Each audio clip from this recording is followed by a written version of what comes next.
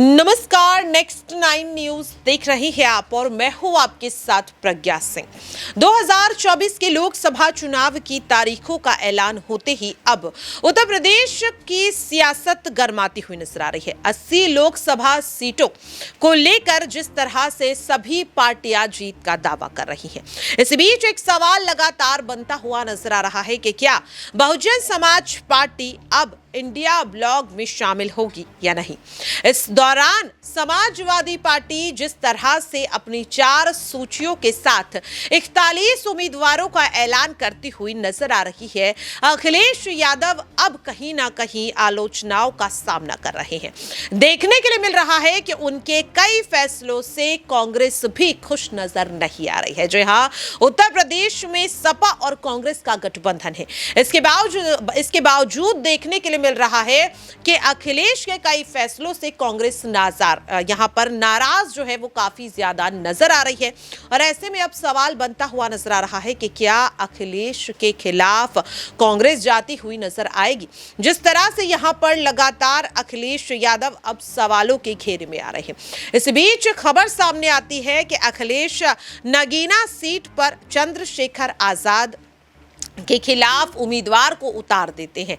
जब ये खबर सामने आती है तो कहीं ना कहीं चंद्रशेखर आजाद तो नाराज होते ही हैं, उनके साथ यहां पर कांग्रेस भी नाराज होती हुई नजर आई और एआईएमआईएम भी नाराज नजर होती हुई नजर आई।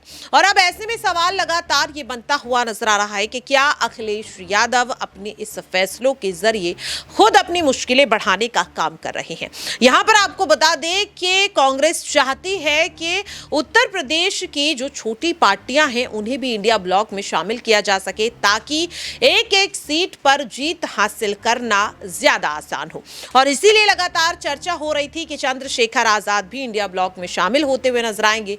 लेकिन अखिलेश ने जब नगीना सीट पर उनके खिलाफ कैंडिडेट को उतार दिया तो कहीं ना कहीं ये तमाम जो कयास हैं उन पर विराम लगता हुआ नजर आया।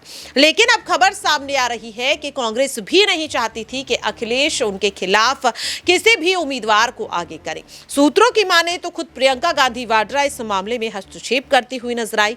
और यहां पर देखने के लिए मिल रहा है कि मायावती को भी कांग्रेस चाहती है कि इंडिया गठबंधन में शामिल किया जाए, लेकिन कहीं ना कहीं अखिलेश यादव की वजह से ही मायावती इंडिया ब्लॉक में शामिल होती हुई नजर नहीं आ रही है। कांग्रेस की तरफ से कई बार प्रस्ताव रखा जा चुका है बीएसपी के सामने, लेकिन मायावती का साफ तौर पर कहना है कि वो इंडिया ब्लॉक में शामिल नहीं होंगी।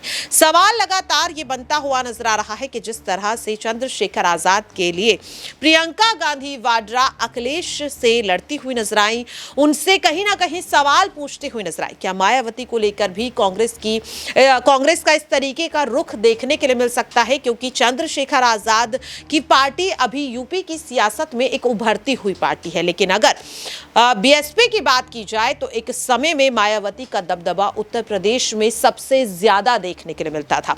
दलित वोट बैंक आज भी बीएसपी के पास सबसे ज्यादा रहता है। और ऐसे में कांग्रेस की लगातार यही कोशिश है कि मायावती को इंडिया गठबंधन का हिस्सा बनाया जाए।